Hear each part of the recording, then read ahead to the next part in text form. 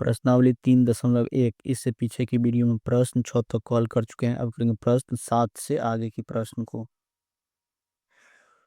प्रश्न 7 में करा है सबसे छोटी आवाज संख्या बताए। तो सबसे छोटी आवाज संख्या हो जाएगा 2। अगर आवाज संख्या नहीं जानते इस वीडियो के डिस्क्रिप्शन में लिंक है, वहां से देख करके समझ लीजिए। अब प्रश्न 8 में करा है सबसे सम आवाज संख्या बताए। सब सम आवाज संख्या 2 है, इसका भी उत्तर हो जाएगा 2। अब प्रश्न 9 में करा 3 आभाज युग्म का उदाहरण दे। अगर आभाज युग्म का परिभाषा अगर नहीं जान रहे तो इस वीडियो के डिस्क्रिप्शन में लिंक है, वहां से देख करके समझ सके आवाज संख्या किसे कहते हैं और आवाज युग्म किसे कहती है। सब इस वीडियो के डिस्क्रिप्शन में लिंक है, उसको देख करके समझ लीजिए। तो आवाज युग्म का करा 3 ठो उदाहरण लिखने का। आवाज युग्म का हो जाएगा 3 उदाहरण, 3 हो जाएगा 1 5, ये एक हो गया। उसके बाद हो जाएगा 5 और 7, ये हो गया। और उसके बाद 11 13, ये जो तीनों है अभाज्य युग्म का उदाहरण है। अब प्रश्न 10 में करा है निम्न में कौन कौन सी अभाज्य संख्या, ये जो दिया गया इसमें कौन कौन सी संख्या अभाज्य संख्या थी। इसमें ये जो 23 है, 23 एक अभाज्य संख्या है, तो इसका उत्तर हो जाएगा ए का, ए नंबर का जो है ये 23 एक अभाज्य संख्या है। और इसके बाद 28 अभाज्य संख्या नहीं है, 42 भी अभाज्य संख्या नहीं है और 9 भी अभाज्य संख्या नहीं है। ई नंबर का, ये जो ई नंबर का है, ई नंबर का 31, 31 ये अभाज्य संख्या है। 23 और 31 ए नंबर का और ई नंबर का आभाज्य संख्या है। इसमें निम्न में कौन कौन सी आभाज्य संख्या है, तो ये देगा ए नंबर और ई नंबर। अब प्रश्न 11 में सबसे छोटी संयुक्त संख्या बताए। तो संयुक्त संख्या को सबसे पहले समझेंगे। अगर संयुक्त संख्या नहीं जान रहे हैं तो इस वीडियो के डिस्क्रिप्शन में लिंक है, वहां से देख करके संयुक्त संख्या को समझ लीजिए। इसमें करें सबसे छोटी संयुक्त संख्या बताए। तो सबसे छोटी संयुक्त संख्या होती है 4, तो इसका उत्तर हो जाएगा 4, ये जगह इसका आंसर। सबसे छोटी संयुक्त संख्या होता है 4। प्रश्न 12 में करा 100 से कम 5 क्रमागत संयुक्त संख्या लिखिए जिनके बीच कोई अभाज्य संख्या न हो। मतलब 1 से 100 तक की गिनती में से उस संख्या को लिखना है, संयुक्त संख्या को लिखना है जिनके बीच कोई अभाज्य संख्या नहीं है। तो 1 और 100 के बीच में, 1 और 100 के बीच में 5 क्रमागत संयुक्त संख्या, इसके बीच में 1 और 100 के बीच के 5 क्रमागत संयुक्त संख्या हो जाएगा 24 हो जाएगा, 25, 26, 27, 28। ये पांचों का पांचों जो संख्या है ये संयुक्त संख्या और इनके बीच में कोई भी अभाज्य संख्या नहीं थी। इसमें 100 से कम 5 क्रमागत संयुक्त संख्या लिखिए जिनके बीच कोई अभाज्य संख्या न हो। तो और भी हो सकते हैं, तो जिन 1 और 100 के बीच में और भी संयुक्त संख्या हो सकते हैं जिनके बीच कोई अभाज्य संख्या नहीं होती। इसमें कराया लिखने के लिए दिया जाएगा इसका आंसर।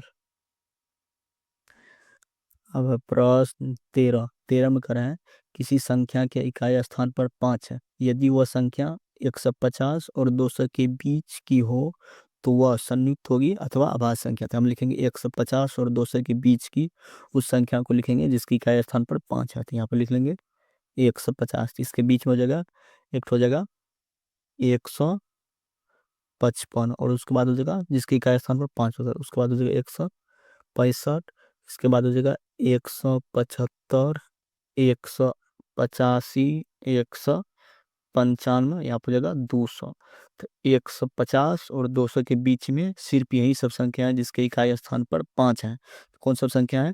155 है और 165, 175, 185 और 195। तो 150 और 200 के बीच में ये सब संख्या जिसके इकाई स्थान पर 5 है, तो इसमें कर है तो वह संयुक्त होगी अथवा अभाज्य। ये सभी संख्या कौन सी संख्या हो जाएगी? संयुक्त संख्या हो जाएगी। यहाँ पर हम लिखेंगे ये सभी संख्या संयुक्त संख्या होगी। अगर संयुक्त संख्या नहीं जान रहे तो इस वीडियो के डिस्क्रिप्शन में लिंक है, सबसे पहले संयुक्त संख्या को समझ लिए। इस तरह से हम प्रश्न 13 को बनाएंगे। अब प्रश्न 14 में करा है 10 से बड़ी किसी संख्या के आवाज होने के लिए उसके इकाई स्थान पर कौन कौन कौन कौन से अंक हो सकते हैं। 10 से जो बड़ी अभाज्य संख्या है उसके इकाई स्थान पर कौन कौन से अंक हो सकते हैं।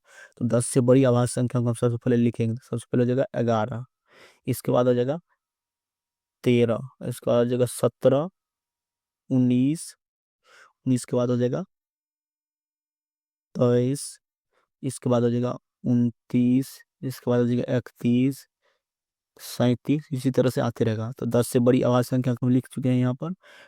तो यहाँ पर देखेंगे 10 से बड़ी अभाज्य संख्या की इकाई अंक क्या सब होता है। एक यहाँ पर हो रहा है, यहाँ पर 3 हो रहा है, 7 हो रहा है, 9 हो रहा है, फिर 3 हो रहा है, फिर 9 हो रहा है, 1 हो रहा है, 7 हो रहा है। तो 10 से बड़ी अभाज्य संख्या की इकाई अंक क्या सब होते हैं, यहाँ पर हम लिख लेंगे 10 से बड़ी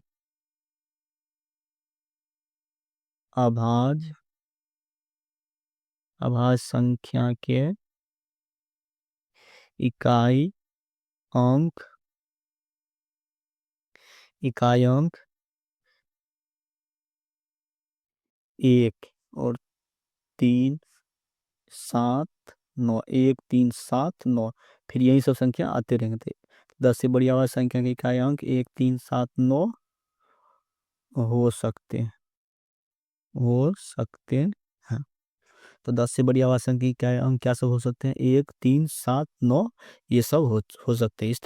इस तरह से हम प्रश्न 14 को बनाएंगे। अब प्रश्न 15, 15 में कह रहा है क्या कोई ऐसा भी संख्या है जिसका कोई गुणनखंड न हो। तो कोई भी ऐसा संख्या नहीं जिसका गुणनखंड नहीं होगा, सभी संख्या का गुणनखंड होगा। तो इसका उत्तर हो जाएगा नहीं। कोई भी ऐसी संख्या नहीं जिसका गुणनखंड नहीं होगा, सभी संख्या का गुणनखंड होगा।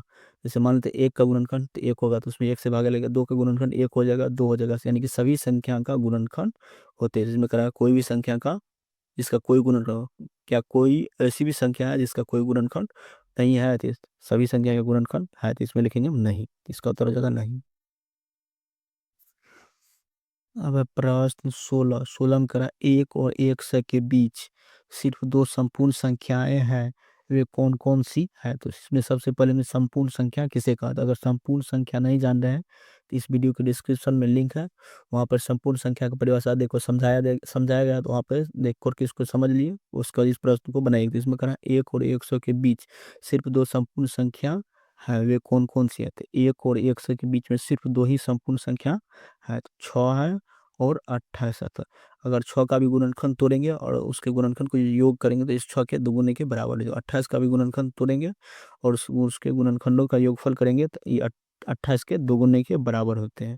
तो इस तरह से हम इसको बनाएंगे। इस तरह से प्रश्न 16 तक को हल कर लेंगे।